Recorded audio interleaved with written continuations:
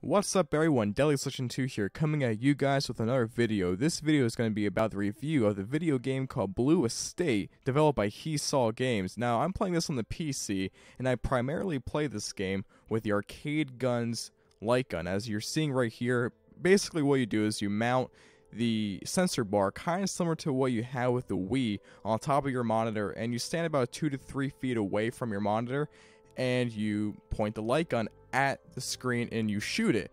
And this simulates, left click or right click or however you bound your keys to the controller. Now, I recommend playing this game with the light gun just because that's how it's meant to be played, because it's a on-rail shooter. It's not your typical first-person shooter. It's a first-person shooter on the lines of Time Crisis or House of the Dead, two of my favorite arcade games. I absolutely love on-rail shooters with a light gun, especially with a light gun. If you're playing with a mouse and keyboard or even a controller, I don't think you're going to get the full experience out of this. So as you'll see in the review, I'm actually going to have footage of me pointing the light gun at the screen so you can actually see the gun interacting with the game. That being said, Blue Estate is an over-the-top on-rail shooter, kind of similar to House of the Dead Overkill. If you like the humor, like the black humor of that game, and you aren't easily offended by things like Asian racism, which is frequent in this game, or at least what I've played of it, as well as the damsel in distress portrayal of a very buxom woman. If you are offended by that, I would not, don't take this game too seriously. But if you are interested in the source material of the game, check out the actual graphic novel. It's actually the Eisner Award nominated graphic novel called Blue Estate by the author Viktor Kalvachev. I think that's how I pronounce his name. That's my greatest attempt at it, I would say. So Blue Estate has you going through 9 stages of just shooting bad guys in the face with actually an assortment of guns. That's actually one of the things I really enjoy about the game, is that you have so many guns, a very hard-hitting revolver, shotgun, AK-47, a golden AK-47 with like a drum barrel with just spray and pray, which is freaking awesome. I do enjoy that a lot. And of course, Tony Luciano's signature gun, and also the other character in the game called Clarence, which is he's actually an ex-Navy SEAL guy that you play as. And Tony Luciano, he's the Italian mobster who's really just kind of a scumbag. He's not a likable guy, but there's something likable about him. It's like, I don't want to say charming necessarily, but it's on the same lines that he's kind of a bad guy, but you do like him regardless. It's something that I actually enjoyed about the game. Some of the humor did fall short with me a little bit, but I did find myself chuckling at it here and there, as it's full of pop culture references and other subjects on the lines of that. I just think I'm actually pretty happy that I actually got an on-rail shooter that's actually good, that's not Rambo. I mean, I've been playing games on my emulator, my Model 2 emulator, House of the Dead, and Virtual Cop a lot on here, especially Time Crisis on the main machine. But this is a next generation, in quotes, because that's the one thing about this game that could have, helped it, was that the graphics settings are pretty lacking. There's just 3 settings, low, medium, and high. I feel like, as a PC game, if you're going to take your port seriously, you gotta have some more options in there. I know that the FOV isn't really important, but the gun models are huge. I would like a kind of an extended, FOV, because I'm mainly a PC gamer who does play PC games. But then again, I was playing with a light gun, so it really didn't bother me too much. It was just weird having my gun all the way to the right of my crosshair in the center. But like I said before, it's kind of like, it'd be cool there was a, an on-rail shooter that actually had your hands in front of you, and you actually simulated the motion of the gun. That'd be really cool. I'm looking forward to something like that. But yeah, this game, speaking about innovation, this game doesn't do very much of it. It has its formula. It's an arcade shooter that really is nostalgic, especially for me, since I do have some of my favorite memories in the arcade actually shooting at a screen, like House of the Dead caps and stuff like that, and Time Crisis. Ever since I was a little kid, I enjoyed it.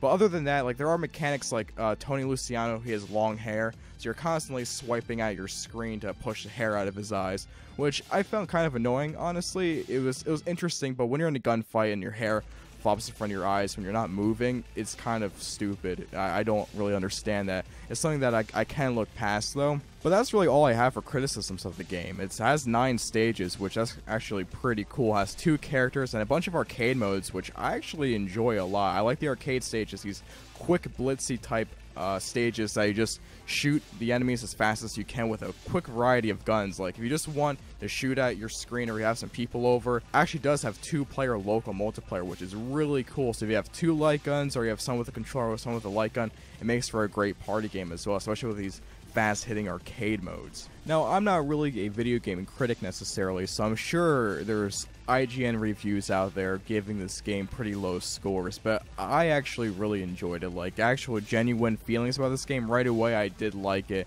And a lot of the cons I have for the game, like I said, if you are a bit sensitive to some racism, which it's kind of like South Park type, you know, racism with like the English. I mean, the one boss you fight kind of reminds me of Kim Jong-un, which is actually pretty funny. But other than that, I mean, if you're offended by the whole damsel in distress having big boobs and, you know, she's basically wearing lingerie because she's a stripper, but that's kind of like your damsel in distress. That's kind of, I mean, if you are offended by such things, you probably want to avoid this game. But if you are in the mood for a arcade game that really harkens back to the days of standing at an arcade cab and you're shooting at the screen with a light gun, this is the game for you because it's actually good. It's fun, and shooting these guys is actually fun because they actually ragdoll around. I actually have that as a positive point, because like you're shooting them and they actually react and they fall down. There's actually a variety of enemies. I mean, like there are all these guys who just kind of run at you, but there's guys who have armor on that throw grenades. You can either deflect the grenades or shoot them out of the air. There's just your standard guys who just stand there shooting at you. And kind of the way they attack is similar to Time Crisis, I want to say. There's even that cover mechanic that you're hiding behind like gravestones, and you can, you know, wag your gun up or click the button to get out of cover and shoot, which I like that. And there's also these points where you're just standing out in the open, just mowing down bad guys. There's even guys who charge at you with machetes, and you can smack them in the face or shoot them in the balls. That's one thing that's pretty cool about the game, is it's very arcadey with its scoring system. It almost kind of reminds me of Bulletstorm too, where you get extra points for shooting someone in the balls, headshots, and there's even mini games that kind of pop up during these stages. There's one that's kind of like whack-a-mole, where these guys just kind of pop up and you shoot them as quick as possible. There's even a showdown mode, which I actually think I have some footage of, where enemies kind of pop up in a sequence. You have to shoot them as quick as possible, which is pretty neat too. And there's health pickups galore everywhere. And that's like the one thing that I would kind of also is a con about the game, is that it can be too easy at times, but there is difficulty options. So if you want to crank it up, that option is there for you too. But if you're looking for a nice casual, I just want to shoot people game, this very well might be the game for you. That being said, if you are interested in arcade games harking back to the days of old of House of the Dead and Time Crisis and Virtual Cop, I would recommend picking up this game because it's not like Rambo. It's actually good, and I do mean that with sincerity. I wouldn't want people to go out and buy a game that sucks. If you're like me and you like fun games that aren't really worried about breaking the mold or anything like that, this is the game for you, especially if you want to pick up a light gun. Like I said, mine was from arcadeguns.com. It plays phenomenally once you get it calibrated correctly. I noticed that if you go back 2 to 3 feet from your monitor and you calibrate it, you're going to have a great time with it.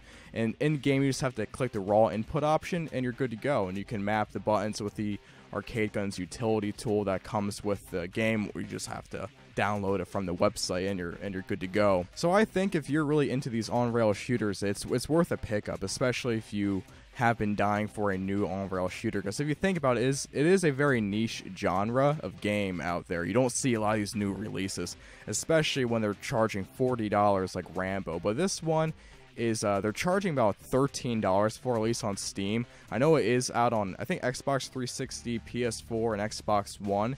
And I think $13 is actually a more than fair price for it, because you're getting 9 stages. You're getting an actual story with it, which is neat too. I mean, like the Time Crisis story is stupid, but then again, the actual story of this game and the characters are actually unique in a sense, because it's actually based off a comic book, and I actually did enjoy that a lot. I was like, wow, there's actually a story, and if I like it enough, I can even read the comic book, which is neat too. So I'm not really into rating systems. I think slapping a score on something is stupid, because games are art, in my opinion. I would definitely recommend Blue Estate to someone who, 1, loves arcade games, 2, likes funny on-rail shooters, 3, if you have a light gun, I would definitely buy this game, no questions asked. who it's not for: people who take things too seriously, people who are offended too easily, or people who just don't like the constrictions of the on-rails shooter genre. Like I said, it is a very niche genre. There's probably a handful of us who do enjoy these games on their PC. Some people were like $13 for that. I can just go to the movie theater and throw 2 quarters into a Time Crisis machine and play that. Yeah, but those games are old. These games are new. Blue Estate has decent graphics, especially. I'm not sure how optimized it is.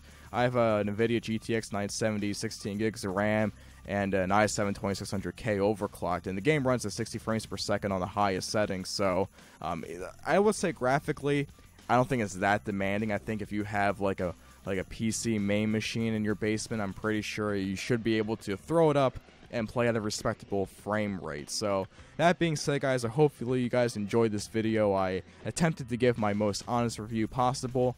Like I said before, if you want the full experience of this, I would definitely check out arcadeguns.com and actually order one of these guns, because the build quality of them is phenomenal. They're made in America, made with Cherry MX switches, and I would really recommend playing Blue Estate with one, because I really don't know how someone would really like this game constricting to that on-rails perspective. If you don't like being constricted, you don't like seeing the same things twice, then yeah, I would probably skip over this game. But like I said, it's for that niche audience. Like I said that before like 3 times. It's really for a specific group of people. But if you are in that group of people, I would definitely recommend Blue Estate, the game developed by He Saw Games.